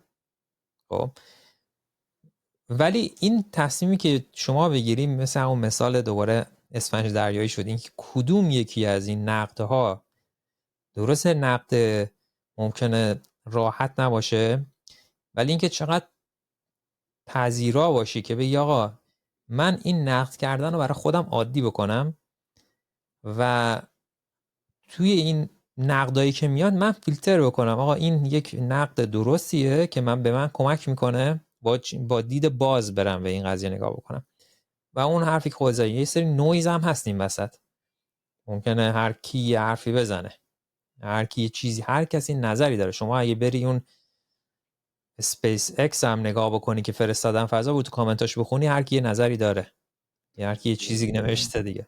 دیگه این چند سال اخیر که اینایی که دنبال چیز هستن، کانسپیرسی تیوری هستن، خب ناسا اون دهه 60 که رفته بودن ماه، میان چیز میکنن دیگه. الان همین خود آمریکایی‌ها بعضی وقتا شما مثلا بعضی از کامنت هایی که میبینی واقعا تعجب میکنی، میگه آقا اینا مثلا درس هم خوندن یا دانشگاه هم رفتن، چیزی که میگن رو همین دیگه میگم هست، این همه نقد. جا هست. آره ولی این نقده اتفاقا هر چقدر شما پذیرای نقد باشی، هر چقدر این نقدا رو مثال پانچ استفاده کرده، میگه این مشتی که داره میاد سمتت اتفاقا جا خالی هر نده. چیز آره جا خالی نده، هر چیز زودتر اتفاق بیفته و بپذیریش و اون بازخورد رو بگی که من اینو الان چطوری میتونم اگه قابل اصلاحه، من لهجه‌ام قابل اصلاح نیست، نمیتونم کارش بکنم، هیچ کارش نمیکنم.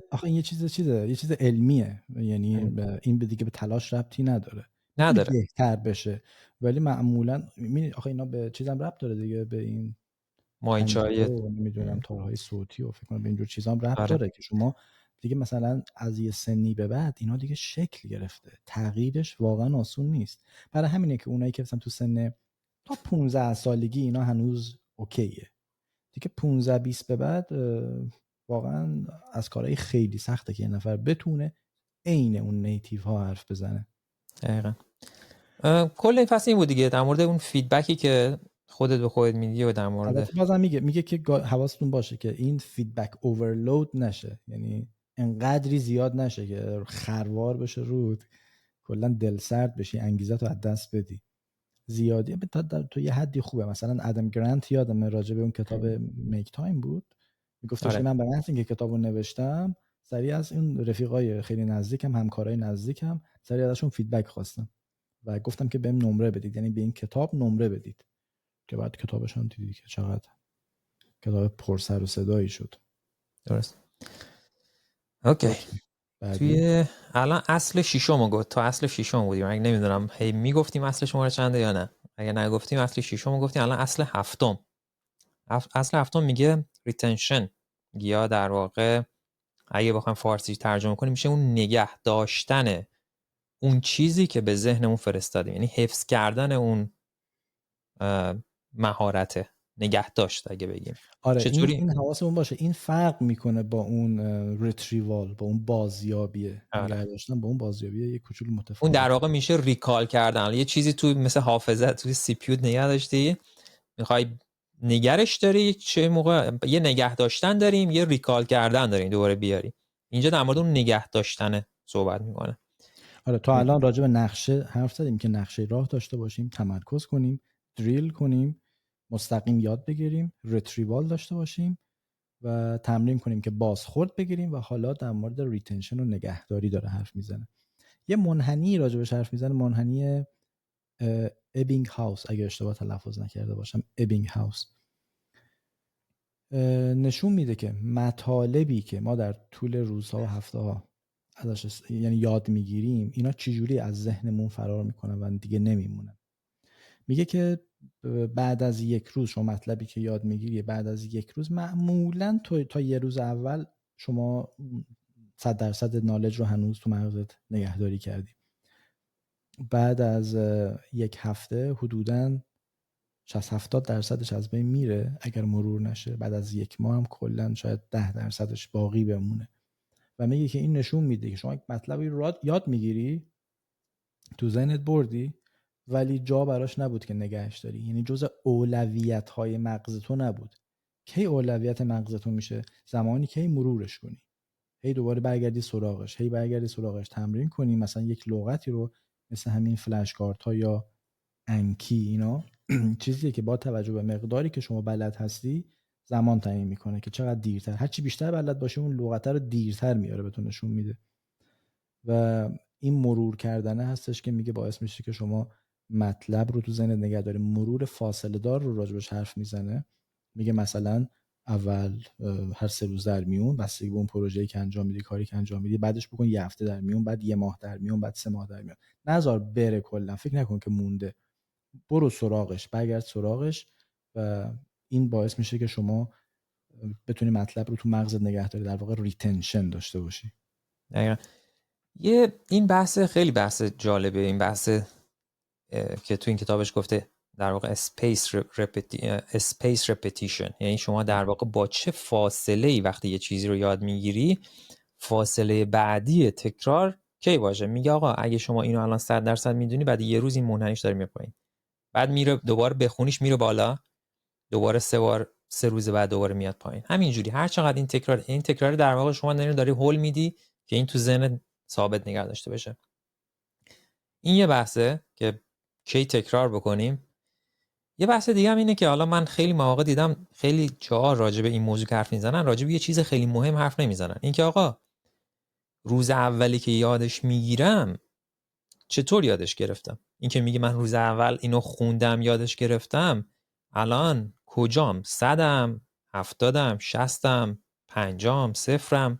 0 که نمیشه گفت، 1م. خب و مثال میزنم برات. فرض کن شما دارید دانشجوی تاریخین، یه اتفاق تاریخی مهم رو دارین، تاریخش رو باید حفظ باشین مثلا، و یهو میبینین که اون اتفاق تاریخی مهمه تو روز تولد شما بوده. یادت میره به نظرت دیگه، حتی اگر تکرارش هم نکنی، مثلا یه روز بعد تکرارش نکنی، 3 روز بعد تکرارش نکنی، یه هفته بعد تکرارش نکنی، 1 سال بعدم، آیا یادت میره دیگه؟ احتمال یادگیری خیلی، یعنی اون شیب سقوط به نظر من به این خیلی ارتباط پیدا میکنه که کیفیتی که یادش گرفتی ممکنه شما با بس کردنش به یه تاریخ دیگه حفظش کرد، ممکنه یه آنالوژی تو ذهنت برای خودت چیده باشی، ممکنه یه مایند مپ درست کرده باشی. یعنی به نظر من کیفیت خوندنه هم به همون اندازه مهمه که این اسپیس رپتیشنه، اون با چه فاصله تکرار کردن مهمه. و خیلی مواقع دیدم خیلی کتابا که راجع به این اسپیس رپتیشن یا چه فاصله تکرار کنیم حرف زدن، هیچ صحبتی راجع به این که آقا با چه کیفیتی من این اولیه رو که روز اول خوندم با چه کیفیتی بوده حرف نزدن. نمیدونم تو صحبت داری. آره حالا راجع به این موضوع تو فصل بعد، چپتر بعدی بیشتر توضیح میده. موافقم باهات.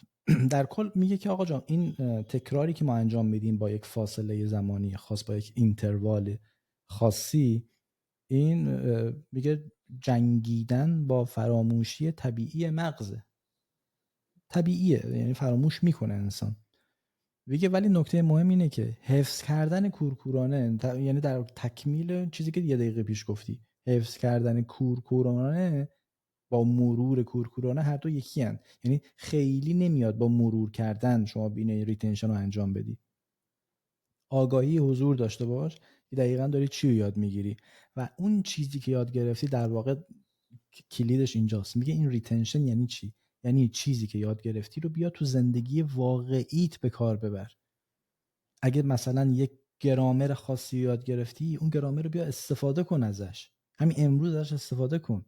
اگه با پارتنر زبانته، اگه با معلم زبانته، اگه با رفیقته، اون امروز ازش استفاده کن. یعنی یک جوری بچینش که استفاده بشه. اگه استفاده نشه از یادت میره و طبیعی هم هست. در مورد اوورلرنینگ صحبت میکنه، یعنی تمرین رو بیش از حد لازم برای تثبیت مهارت. میگه خیلی باید تمرین کنی. اوورلرنینگ هستش که تو رو کمک میکنه شما ریتنشن رو، در واقع نگهداری اطلاعات رو انجام بدید تو ذهنت. یه قطعه پیانو داری یاد میگیری، میگه 1000 بار بزنش. این تمرین کورکورانه نیست، این تمرین بعد از یادگیریه. شما یادش گرفتی ولی برای اینکه جاشو توی مغزت ثابت کنی باید تمرینش کنی، باید تو زندگی واقعی خودت به کار ببری. البته من نظر شخصی ها، من در مورد فلش کارت ها من معتقدم خب خیلی چیز خوبیه ولی همه جا فکر نمی کنم کاربردی باشه. من فکر میکنم فلش کارت هم اتفاقا گاهی وقتا بستر رو برای مغز فراهم میکنه که یک رویه‌ای رو حفظ کنه. یعنی چی؟ بذارید مثال بزنم. مثلا تو امتحانهای بچه‌ای که پزشکی خوندن، پزشک شدن، برای تخصص امتحان USMLE میدن تو آمریکا. کسی که میخواد امتحان USMLE بده، خود سوال یه سناریوه، یعنی مثلا یه صفحه آچار خود سواله. بعد مثلا شما که فلش کارت میخونی برای بچه‌ای که انکی استفاده میکنن، مثلا خیلی انکی مثلا بچه‌های پزشکی استفاده میکنن، بعضی وقتا یک لغت رو میان اسوسییت میکنن، مرتبطش میکنن با یک موضوعی. این لغت رو هر جا دیدی این موضوع، اگر این لغت رو دیدی فلان موضوع. ولی مثلا یه جاهایی مثل تو فیلد پزشکی لزوما اینجوری نیست. مثلا سردرد همیشه با پینکیلر ارتباط نداره. سردرد دیدی مثلا ادویل بخور، اینجوری نیست. یه وقتی ممکنه سردرد اسوسییت کنه با مثلا صرع یا با سکته مغزی یا با یه مشکل دیگه‌ای که منجر به سردرد شده. من احساس میکنم که اگر هوشمندانه استفاده نشه از مثلا انکی یا فلش کارت، ممکنه یک کوچولو مغز گول بخوره، چون که همیشه یه چیزی رو، یه شکلی رو، یه ساختاری رو مرتبط میکنه با یه چیز دیگه، در حالی که همیشه این شکلی نیست. این نکته‌ای که خودم شخصا تجربه کردم و احساس میکنم که گفتنش شاید یک کوچولو نیاز باشه. یا حرفی داری راجبش یا نه؟ نه راجع به این بخش نه، به نظرم اوکی. میتونیم بریم اصل 8. اینتویشن، صحبت شهود. کنید تو. شهود میگه وقتی که ما کلمه شهود رو میشنویم یاد یه حس مبهم یا یه الهام درونی میفتیم. اما آقای نویسنده میگه که در حالی که اصلا چیز مبهمی نیست، شهود نتیجه فرو رفتن عمیق در یک موضوعه. فکر گفتم چند دقیقه پیش مثالی که داری میزنی مرتبط با شهود، گفتی چی جوری باید اینکه چه شکلی یاد بگیری، یه تاریخ با یه تاریخ تولد. میگه شهود نتیجه فرو رفتن عمیق تو موضوع یا جایی که چیز مطلبی که داری یاد میگیری، مفاهیم تو ذهن جا میفتن، انگار که این جریان طبیعیه، تو دیگه فشار نمیاری به خودت. یعنی شما یک مطلب تازه بذار اینجا برات مثال بزنم. تو به یه آدم بگی که مثلا فیزیک کوانتوم رو به یه بچه 8 ساله توضیح بده. کسی میتونه فیزیک کوانتوم رو به یه بچه 8 ساله توضیح بده که فیزیک کوانتوم رو خیلی خوب بلد باشه؟ یعنی فکر نکنه که اوکی الان من اینجا چجوری بگم. نه، یک جریان طبیعی داره که انقدر تکرار شده این روند، شما بدون فکر کردن زیاد اتوماتیک میای یک مطلب رو ارائه میدی. حالا میگه چطور میشه شهود ساخت؟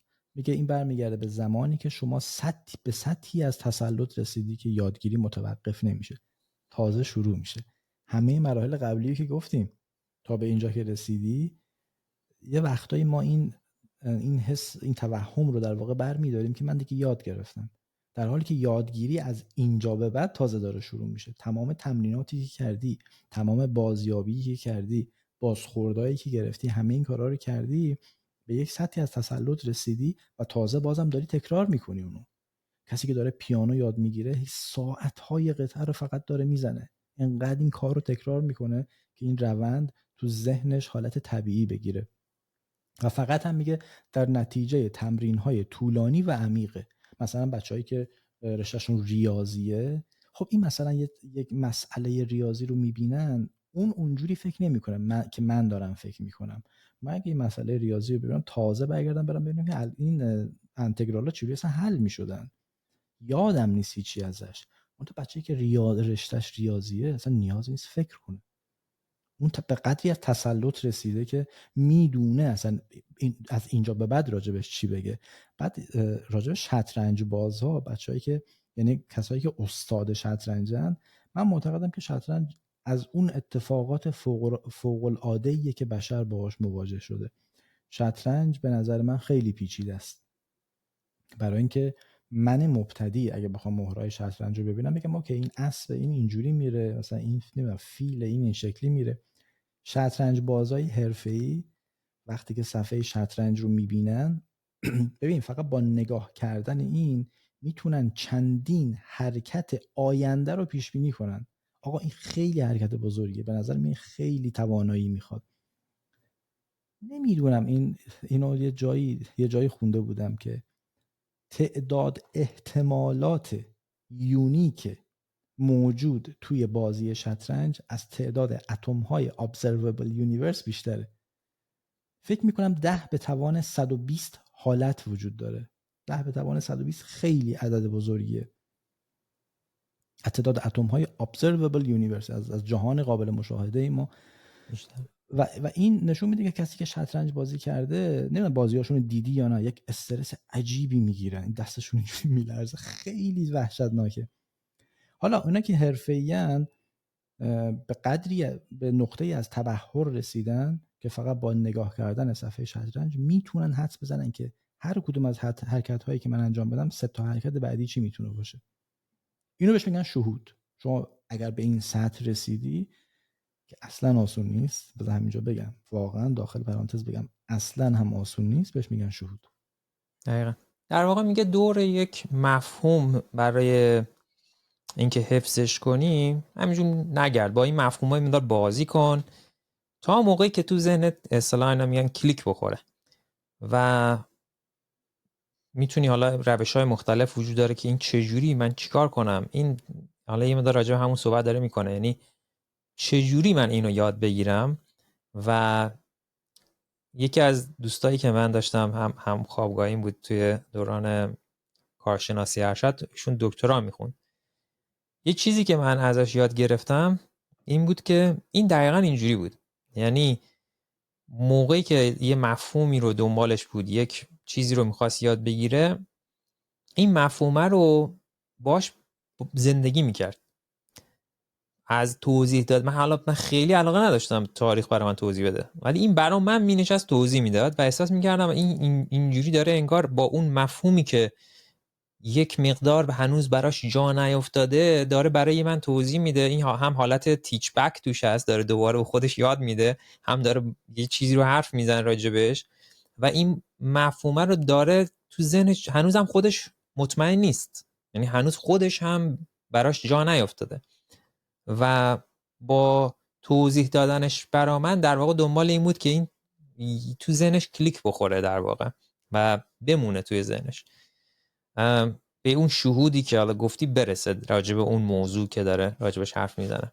آره، تو یادگیری زبان هم همین شکلیه. ببین به نظر من کسی که یک زبان جدید رو داره یاد میگیره، حالا من خودم اخیراً خیلی با زمان کمی شروع کردم زبان اسپانیایی یاد میگیرم، مثلا شبیه شاید 10 دقیقه اینا شروع کردم از الفبا، یعنی از ABC شروع کردم، خیلی خیلی مبتدی. کسی که یک زبان جدیدی رو یاد میگیره زمانی میتونه بگه که به نظر من به سطحی از تسلط رسیده که بدون اینکه فکر کنه، به فارسی فکر کنه، داره انگلیسی حرف میزنه. به نظر من این میشه گفتش که به سطحی از تسلط رسیده. شاید شهود هم بگیم اینجا داره. حالا تو یادگیری زبان لزوما، چون ما نمیدونیم هدف چیه، هدف مسافرت یا هدف معلم زبان بودنه یا هدف میدونی یا زندگی کردن توی کشوره. به نظر من کسی که میتونه بدون فکر کردن اتوماتیکی به اون زبان کشور مقصد حرف بزنه به درجه از شهود رسیده و میگه اگر میخوای به این درجه برسی باید ایمرژن داشته باشی، باید غوطه‌ور بشی تو اون مسئله، غرق در اون موضوع بشی و بعد از اون برای خودت مدل ذهنی بسازی. منتال مدلز بهش میگه، مدل ذهنی بساز برای خودش. این کارهایی که بعضی تو زبان انگلیسی میکنن من تا یه حدیشو موافقم. مثلا تو زبان انگلیسی کلماتی که با FORE با فور شروع میشه مثلا معمولا یه معنی داره. اونایی که با فور شروع میشه معنی before in front of از قبل میده، مثلا forehead پیشونی، forecast پیش دیدن، foresee نمیدونم، forward پیشگفتار کتاب هست، forward بهش میگن، اول کتاب دیگه پیشا پیش اومدن راجعش حرف زدن. یک مدل های ذهنی این شکلی هم میتونه، حالا بازم میگم نه همیشه، چون من جوکای این شکلی هم دیدم خیلی خنده دار، تا یه حدی قابل قبولی به نظرم کمک کننده هست که باعث بشه شما غوطه ور بشی تو یک موضوعی. و اصلا یکی از کارهایی که من فکر می‌کنم کسایی که میخوان انگلیسی یاد بگیرن، الان خب چت جی پی تی دیگه، نه فقط چت جی پی تی، کلا چت بات ها هستن دیگه، جمنای هست، نمیدونم دیپسیک هست. شما مثلا یه گرامر امروز یاد گرفتی، یه ساختار جدید امروز یاد گرفتی، بیا به چت جی پی تی بگو 20 تا 30 تا مثال برام بنویس از این ساختار، از این فرمت، 20 تا مثال برام بزن و توضیح بده که چرا اینجوری شده و این 20 تا مثال رو خودت بگی تکرار بکن. یعنی واقعا میشه امروزه خیلی ساده. من قبلا مثلا باید زنگ میزدی به اون رفیقت یا اون آقایی که خیلی زبانش خوب بوده، میپرسیدی که آقا این اینجوری چیکار کنم، مثلا این رایتینگ هم اینجا چیکار کنم. الان هست چت جی پی تی، میتونی قشنگ خیلی شست و رفته استپ بای استپ ازش بپرسی که چجوری کمکت کنه این ساختار رو یاد بگیری، این موضوع رو چجوری بنویسی، و کمکت میکنه. و از اینجا به بعد بسپریدش به زمان، یه شبه نمیشه، باید یعنی بذارید کار مسیر خودش رو بره، یک زمان خاصی رو تا که شما به اون نقطه برسید. در واقع شهود مثل یک شمشیر دولبه است به نظر من. اگر اگر بازم میگم جوگیر بشه به که من به نقطه شهود رسیدم، خیلی از ما فکر میکنیم یه چیزی رو خیلی خوب میدونیم، بعد به جاش که میرسه میفهمیم که پر از خطاییم، چون بازخورد واقعی نبوده و فکر میکردیم به شهود رسیدیم. این شمشیر دولبه رو با حواسمون باشه. مثل دیدی اتوماتیکی رانندگی میکنی بدون اینکه فکر کنی، از سر کار میای خونه، این شهود رانندگی تو فکر نمیکنی که کجا چجوری بپیچی، اتوماتیک، حتی فکر نمیکنی چراغ سبزه، چش دیده سیگنال فرستاده مغز سبزه، میپیچی راست میری. و کلا تو کارهای دیگه هم همین شکلی آدم باید به این نقطه برسه که بگیم به شهود رسیده. دقیقاً. اصل نهم experimentation، در واقع آزمایشگری، یا شما هر فرضیه‌ای یا هر چیزی میخوای انجام بدی، میگه اینو به دید این نگاه کن، یه آزمایش میخوام انجام بدم و تست کن ببین مثلا آیا جواب میده، جواب نمیده، و اینجوری به داستان نگاه کن، به یه کاری که میخوای انجام بدی. حالا کل موضوع کلی این فصل در مورد این بود. آره کلا اکسپریمنتیشن میگه که آقا جون شما، بازم بزن همون مثال زبان رو بزنیم، چون کتابم یک از پروژه هم یادگیری همون زبان بوده، کلا خودش روزه زبان گرفته 1 سال. آره کل کتاب در مورد زبانه. آره تو یادگیری زبان فقط به یه روش محدود نشو. ببین اگه مثلا صحبت کردن با نیتیو کمکت میکنه، ببین کتاب خوندنه مثلا چقدر کمکت میکنه. گاهی وقتا از نرم افزار ممکنه بتونی کمک بگیری. مدام آزمایش کن. اکسپریمنتیشن همون آزمایش کردن دیگه. شما مدام آزمایش کن، ببین که کدوم تلفیق بیشتر کمکت میکنه. اینجا دیگه از دو تا اصطلاح استفاده میکنه، exploration exploitation. exploration همون امتحان کردن منابع مختلف. شما اکسپلور میکنی دیگه، کاوش میکنی، مثلا اپلیکیشن خوبه برات، مکالمه خوبه، موسیقی خوبه، بعضیا با فیلم نگاه کردن خیلی خوب زبان یاد میگیرن. exploitation میگه حالا که فهمیدی صحبت کردن با نیتیو خوبه، بیا مثلا یه وقت بیشتری رو با نیتیو بذار، 70% مثلا با نیتیو صحبت بکن، 30% هم برو مثلا لغت هم یاد بگیر، برو مثلا موسیقی هم گوش بده، که رشد واقعی در واقع توی اکسپریمنتیشن این شکلی به وجود میاد. حواسمون باشه اگه دیدیم مثلا صحبت کردن با نیتیو خوبه، یا اگه مثلا من با فیلم خیلی زبان خوب یاد میگیرم، نه یا 100% تایم رو بذاری با اون کار خاص، بیا بقیه چیزا رو هم سراغش برو. میگه معمولا اولترا لرنر ها اونایی هن که خودشون رو محدود نمیکنن توی کامفورت زون خاصی، راه رو باز میذارن برن سراغ موضوعات خاص دیگه، یعنی روش های خاص، منابع خاص، شاید بتونه بیشتر کمکش بکنه. میگه هی روش ها رو عوض کنید دیگه. اگه یه منبع جواب نمیده سراغ منابع دیگه برید، سبکای یادگیری شخصی بسازید و فرضیات رو هی تست کنید. یعنی فرضیه رو بیا خودت آنالیز کن، بهش یک نمره‌ای بده، بگو این فرضیه چقدر جواب میده بهم، چقدر کمکم میکنه، بعد برو سمتش، نتیجه رو ببین. بازم حواسمون باشه که خیلی وقت پرت نذاریم براش، همش دنباله یعنی خود چیزا رو فراموش کنیم، مثلا یه چند ماهی فقط داریم دنبال این فیلم و اون فیلم میگردیم که زبان یاد بگیریم. نه، حواسمون باشه دیگه، خورده به خودمون بیایم. و نهایتا در مورد این صحبت میکنه که اولین پروژه اولترا لرنینگتون چیه. بعد از خوندن این کتاب یه پروژه تعریف کنید برای خودتون، بگید مثلا من میخوام این کار انجام بدم، اون دیدگاه خودتون رو تمرکزتون بگید اوکی من الان با چیزایی که دارم چجوری میتونم اینو انجام بدم و اولین نسخه‌شو بدین بیرون. هر کاری میخوای انجام بدید، کد، هر چیزی، و نتایج شفاف هم برای خودتون بنویسید. بگید منظور من اینه که مثلا بعد از یه هفته به اینجا برسه، نه اینکه لزوما تموم شده باشه. یک نتیجه قابل اندازه‌گیری برای خودتون تعریف بکنید و هی دوباره فیدبک بگیرین و این کار رو هی بهتر و بهترش کنید. نیازی نیست که شما مثلا بگین این پروژه من باید کل تایممو بذارم یاد بگیرم مثلا، نه. یا مثلا بگید من فلان وسیله رو حتما باید داشته باشم، با چیزی که هست شروع بکنید. یه پروژه اولترا لرنینگ برای خودتون بذارین و شروع کنید طبق این 9 تا اصلی که از اول کتاب راجعش صحبت کردیم پیش برین و ببینید به چه نتایجی میرسید. اصلا بذار این سوال رو از مخاطبای خودمون بپرسیم. اگه همین امروز بخواید یه مهارت خیلی مهم و حیاتی و برای آینده خودتون یاد بگیرید، اون مهارت چی میتونه باشه؟ بهش فکر کنید. برای اینکه ما تو دوره زندگی میکنیم که ببین مثلا الان دیدی که AI چقدر راجبش حرف زده میشه، هر روز میگن که فلان مشاغل قراره از بین بره، مشاغل جدید ممکنه به وجود بیاد، فلانی و فلان، مثلا این شغل ها دیگه ممکنه وجود خارجی نداشته باشن، هوش مصنوعی انجامشون میده. واقعا ما تو نقطه‌ای هستیم که یه خورده جدی‌تر بهش فکر کنیم. چه مهارتی رو واقعا باید یاد بگیرم که 15 سال دیگه، 10 سال دیگه به دردم بخوره؟ این میتونه یه سوال برای مخاطبای ما هم باشه به نظر من. درسته. و در آخرین فصل در مورد این صحبت میکنه، خیلی در مورد میگه که الان من منظورم این نبود که مثلا ضد مدرسه و ضد دانشگاه و ضد آموزش نیست این نویسنده که اینجوری گفته. میگه اون یک مسیره، یک مسیر دیگه هم اینه که آموزش خود طراحی شده است. شما خودتون یک آموزش رو طراحی کردین برای خودتون، یه برنامه رو خودتون چیدین برای اینکه به یه هدفی برسین طبق این نقطه اصلی که گفتم و خودتون در واقع میشید برنامه ریز یادگیری برای رسیدن به اون هدفی که مد نظرتونه. آره، میگه این یک فلسفه آموزشی غیر متعارفه. Unconventional Education.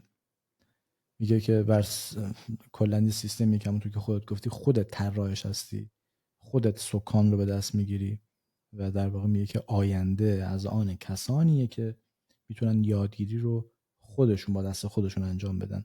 بازم همونطور که تو گفتی جایگزین سیستم آموزشی نیست، میتونه به موازات سیستم آموزشی بره جلو. مثلا کسی که الان دانشگاه هست، اوکی، میتونه اولترا لرنینگ ازش استفاده کنه برای تکمیل سیستم آموزشی که الان توش داره درس میخونه.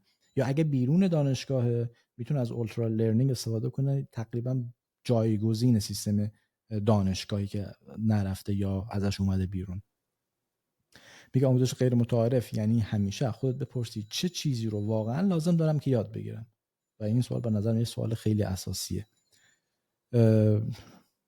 دیگه تقریبا تموم شده دیگه، اینجا حرفا تموم شده.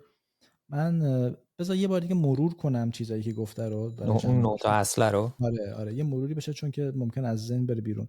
قبل از اون نقطه اصلی کلا میگه که ما یه مهارتی رو انتخاب میکنیم. از خودت بپرس که چرا این مهارت رو میخوای انتخاب کنی، چه چیزی رو میخوای ازش استفاده بکنی و چطور، برای چه چیزی، برای چه هدفی و چطور. بعد از اون میگه نقشه راه رو داشته باش، بیا فرایادگیری داشته باش، متا لرنینگ، نقشه کشی بکن، فوکس، تمرکز بکن، توانایی جنگیدن با حواس پرتی ها یادته که اون فصل دوم بود فکر کنم، باش بجنگ، تمرین هدفمند داشته باش، زوم کن روی حلقه های ضعیف اون مهارتت و یادگیری مستقیم داشته باش. تو همون شرایطی که قرار استفاده بکنی بیا ازش استفاده بکن. یادآوری فعال داشته باش، تقویت دانش، مرور کن، فیدبک بگیر، ریتنشن داشته باش، اینتویشن، شهود داشته باش، درک عمیقی ازش برس، در واقع به درک عمیقی برس از اون موضوع و نهایتاً هم آزمایشگری بکن، اکسپریمنتیشن داشته باش، پروژه های شخصی بساز. نقاط قوت کتاب به نظر من این ترکیب داستانی، تجربه شخصی به نظرم نقطه قوت کتاب بود. پژوهش‌های علمی راجعش حرف زد و تجربه‌های شخصیشو آورد وارد کتاب کرد. به نظرتون نقطه قوت کتاب چی بود؟ در واقع همینه. ببین به نظر من ما الان کتابایی که میخونیم و کلا تو بیشتر تو هیته سلف دیولپمنت و ایناست و هر کسی با داستان خودش، با آنالوژی خودش، خب مثلا همه ما در مورد نقد حرف میزنیم ولی طرف وقتی میاد میگه سی اسفنج دریایی، این تو ذهن یه آنالوژی استفاده میکنه، یا مثل کتاب قبلی که طرف از اصطلاح گفت آقا یه پارکینگ ایده است. میدونی چی میگم؟ وقتی طرف آنالوژی خودشو یه جوری به ما میگه، ما اون چیزا رو میدونیم، یعنی چیز جدیدی نیست، ما همه چیزا رو میدونیم، ولی اینکه چه جوری به ما آموزش میده اون کتابه که اون چیزا رو تو ذهنمون بمونه یا بتونیم تو زندگی به کارش ببریم، این خلاقیت اون نویسنده میشه.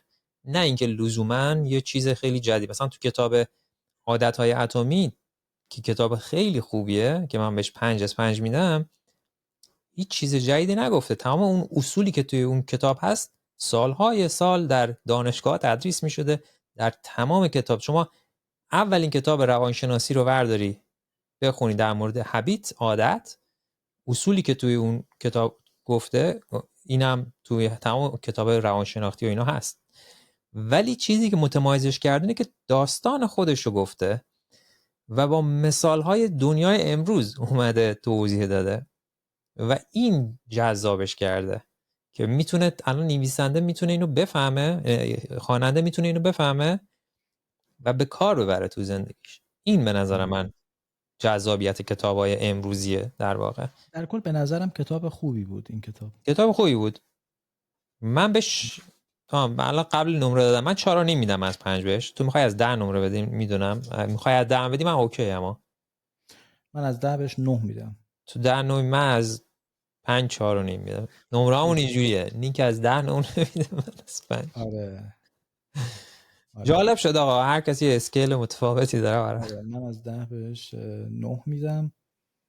به نظرم مثالای دنیای واقعیه، به خصوص به اونجایی که به سیستم آموزش مرتبط میشه و آدم دیگه، نسل جوون دیگه یه جورایی درگیرن با سیستم آموزشی و این جریانی که داره عوض میشه به مرور، کم کم نگاه ها از دانشگاه ها داره گرفته میشه، کم میره به سمت سلف لرنینگ و خود یادگیری و خود آموز و اینا.